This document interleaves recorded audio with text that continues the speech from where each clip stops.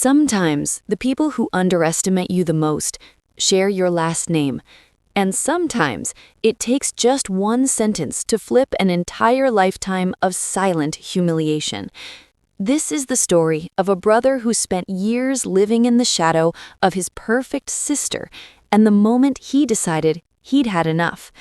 Because when someone looks you in the eyes at a family dinner and says, "Stop pretending you understand real business," you either stay quiet or you make a decision that changes everything. Growing up in our house, there was never any confusion about who the star was. My sister Sarah was the golden child, the one who made teachers cheer, relatives brag, and our parents beam with pride. And me? I was the computer kid, the quiet one. The one who took apart radios, built little gadgets in the garage, and spent hours on a laptop while everyone else believed I was wasting time. Mom used to glow whenever Sarah walked into the room with another ribbon, another trophy, another certificate. "Your sister has leadership potential," she'd say, the way people talk about future presidents. Dad would nod proudly. "She understands what it takes to build something real." Meanwhile, whenever I tried to show them a website I built or a game I designed, they'd smile politely. "That's nice, honey, but don't forget to focus on real subjects, like Sarah." No matter how hard I worked, I couldn't compete with Sarah's spotlight. But everything changed when we hit high school. At 16, I started freelancing. Small websites, debugging contracts, app prototypes. It wasn't glamorous, but it paid shockingly well. More than some adults were making. But when my parents saw the checks, they called it pocket money. "Focus on your studies," they insisted. "Sarah's on her pre-law track. That's a real future." By college, our paths split completely. Sarah went off to Harvard Business School, a dream for the entire family. I went to a public state school for computer science, a disappointment they tried to hide behind tight smiles. Every holiday gathering became a stage built just for Sarah. She'd talk about her internships on Wall Street, her pitch competitions, the CEOs she networked with at conferences. Mom would look around proudly. Sarah is making the kind of connections that matter. And when someone asked me what I was doing, I'd mention a software project or two, but someone always changed the subject back to Sarah. I learned to stay quiet. After graduation, the difference grew even wider. Sarah launched her own tech startup with complete press releases, newspaper interviews, and photo shoots. My parents invested nearly everything they had. Aunts and uncles pitched in. Everyone treated her like she was building the next. Sometimes silence is more dangerous than anger, and sometimes a few lines in an email can destroy an entire empire. My family didn't know it, but Sarah's words at that dinner table changed everything for me. I went home that night, sat down at my desk, and opened the files I wasn't supposed to have access to. Except I did. Because the anonymous investor who owned the controlling chunk of Sarah's company was me. The dashboards in front of me told a brutal story. Even after the $150 million infusion, the company was burning cash at a terrifying rate. Customer acquisition costs were rising. Revenue was stuck. Deadlines were slipping. And behind closed doors, the board had serious concerns about her leadership. The media didn't know it. Our family didn't know it. Sarah definitely didn't know it. But her company was hanging by a thread. And guess who was holding that thread? Me. I spent the entire night going through documents, emails, performance reports, every secret, every flaw, every risk the public never saw. Lines of numbers blinked back at me like warnings. Unsustainable burn rate, unmet projections, critical risk if next funding round fails. I leaned back in my chair and closed my eyes. She had mocked me. She had laughed at me. She had told me I didn't understand real business. Meanwhile, she had been depending on my money, my oversight, my strategic approvals. The irony tasted like poison. And then I made a decision. A simple one. A quiet one. But one that would feel like an earthquake on her side of the world. I opened a blank email, addressed it to the managing partner of the venture capital firm that represented my anonymous investment, and typed, "Initiate a full withdrawal of our $150 million position. Please liquidate immediately." One paragraph. One click. That was all it took. When I hit send, I didn't feel triumph. I didn't feel revenge. I felt nothing. Just a cold clarity. Because it wasn't about hurting Sarah. It was about stopping the part of me that kept shrinking to make everyone else comfortable. It was about ending the silence. The next morning, chaos began. Sarah called me around 9 a.m. Her voice was shaky, nothing like her confident tone at family dinners. "Something's happening with the investors.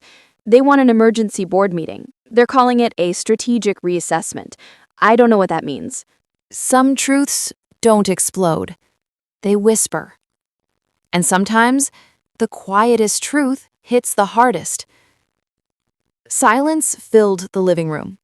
Everyone was still staring at Sarah, who sat slumped at the table like all the confidence had drained right out of her. Her startup, her pride, her identity, was one signature away from shutting down. Mom wiped her eyes.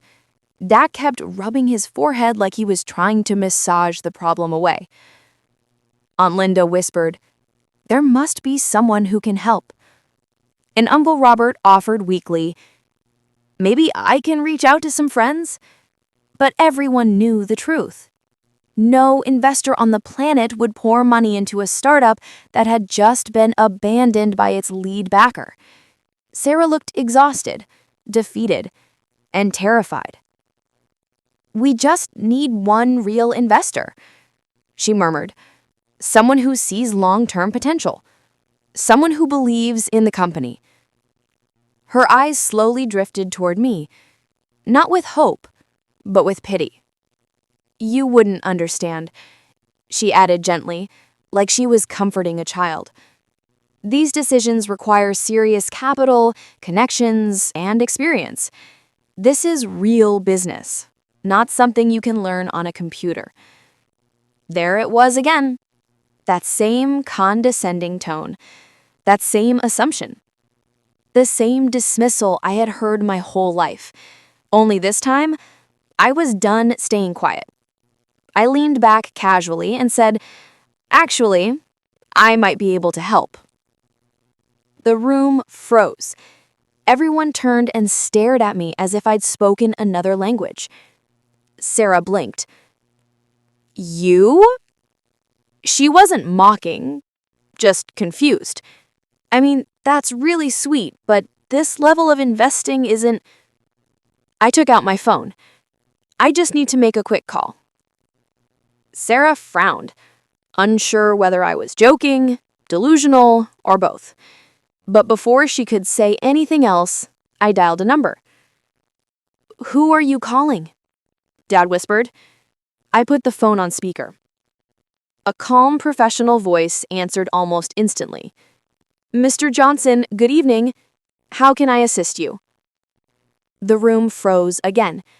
Everyone knew that tone. That was the tone people use with very important clients. "I need to free up capital," I said casually. "Let's discuss liquidating some positions so I can redirect about $150 million into a direct investment." Sarah's entire body went still. On the phone, my advisor replied, "Of course, sir. A $150 million allocation represents roughly 8% of your liquid portfolio. We can convert that immediately. Would you prefer a straight equity purchase or convertible preferred shares?" Mom's hand covered her mouth. Dad looked like he'd forgotten how to blink. Aunt Linda nearly dropped her cup. But Sarah, her face went pale, completely drained of color. It's like she'd just watched the ground open beneath her. She stared at me, confused, terrified, unable to process what she'd heard. Sometimes, the biggest disaster isn't losing everything. It's facing the truth you've been hiding from your whole life. The night of the reveal changed my entire family, but it shattered Sarah. Not because she'd lost control of her company, not because she discovered the investor she had worshipped was actually her brother, but because she finally saw something she had never noticed before. How small she had made me feel, simply because she believed her path mattered more. After the shock settled, reality rushed in like cold water. Sarah's startup wasn't just in trouble, it was minutes from collapse. The investment withdrawal had triggered a chain reaction. Remaining investors pulled back, partnerships froze, employees panicked, and the board demanded immediate restructuring. Even if the family didn't fully understand the financial details, they understood one thing: Sarah could lose everything she'd built. For the next 2 days, she barely slept. She spent hours locked in her room, surrounded by binders, spreadsheets, sticky notes, and a laptop that never stopped ringing with messages marked urgent. She ignored them all. By Sunday, she finally emerged, eyes red, face pale, hands trembling slightly. "I need to talk," she said softly. We sat at the kitchen table. No audience this time, just the two of us. She looked down at her hands. Her voice cracked when she started speaking. "I used to think I understood business, that I could outwork any problem, that Harvard made me immune to failure." She swallowed hard. "But I didn't understand what you do. I didn't understand technology. I didn't understand execution. I didn't understand humility." Tears gathered in her eyes. "And worst of all, I didn't understand you. This wasn't the Sarah who bulldozed every conversation. This wasn't the Sarah who spoke like she owned the world. This was someone who had finally realized she wasn't invincible." "I kept thinking I was better than you," she admitted, "because everyone told me I was, and I believed them."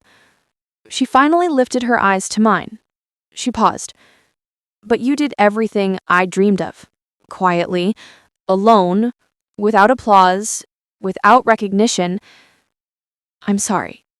And for the first time since childhood, I saw not the golden child, not the Harvard graduate, not the CEO. I saw my sister. But apologies don't fix companies. Her startup still had a week of cash left. Employees expected answers. The board demanded leadership. And even though Sarah was drowning in regret, the business world didn't care. So Monday morning, I stepped in, not as the brother she had once dismissed, but as the controlling investor she now fully understood me to be. The board meeting started with tense faces and clipped voices. The lead partner nodded at me. "Mr. Johnson, thank you for joining." Sometimes the ending isn't about revenge.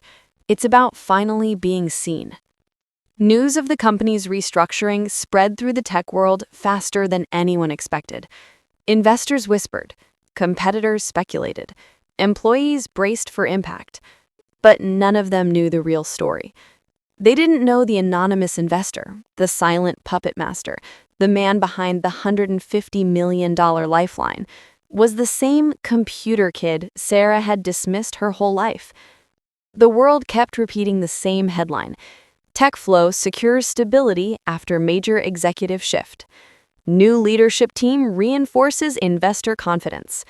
But no headline said, family learns they misjudged one of their own. No media outlet captured that moment, that transformation, that truth. Only we lived it. The weeks that followed were quiet, but powerful. Sarah and I saw each other almost every day, not as CEO and investor, not as Harvard star and computer kid, but as something simpler, as siblings. She'd stop by my office with product drafts, I'd send her technical notes, we'd discuss problems without ego, and slowly the wounds began to close. One afternoon, after a long meeting with the new executives, she walked beside me to the elevator. "You know," she said with a small smile, I keep thinking about everything I said to you that night. The dinner? She nodded, embarrassed. I honestly believed you didn't understand business. I actually believed I was the only one in the family who would ever be successful. She paused. But the truth is, I didn't understand anything. That's not true, I said gently. You understood vision. You understood leadership. You just didn't understand execution. She looked at me with surprising warmth. Thank you for not letting my company die, she whispered, even when I didn't deserve your help.